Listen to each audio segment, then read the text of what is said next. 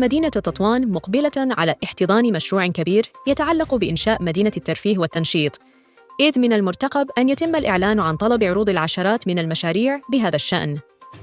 المشروع الذي سيبنى على 53 هكتاراً تشرف عليه شركة سيجما،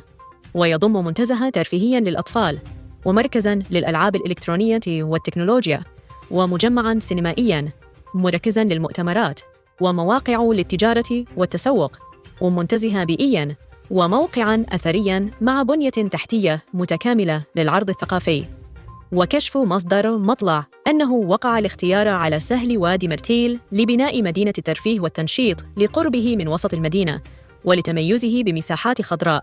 ولكونه جزء من مشروع التنمية الحضرية للملك محمد السادس الذي يسعى من خلاله للنهوض بالمدينة والمنطقة. وأبرز المصدر أن المشروع الكبير يروم إلى خلق 10,000 فرصة عمل مباشرة وغير مباشرة، كما يسعى لتعزيز جاذبية تطوان كوجهة سياحية على مدار السنة، مما سينعكس إيجاباً على الاقتصاد المحلي من خلال تحفيز الاستثمار وتنويع مصادر الدخل، وتعزيز الاستدامة من خلال دمج تقنيات الطاقة النظيفة والمساحات الخضراء. وأفاد مصدر للموقع أن المعطيات الأولية حول المدينة الجديدة تشير إلى تخصيص مبلغ مالي ضخم يصل إلى 500 مليار سنتيم لإنجاز مشاريع تطوير مدينة تطوان كي تصبح وجهة متكاملة، حيث ستجمع بين الترفيه والثقافة والسياحة والتجارة. وأوضحوا أنه تم اختيار مدينة تطوان لإنجاز المشروع الكبير لقربه من مدينة طنجة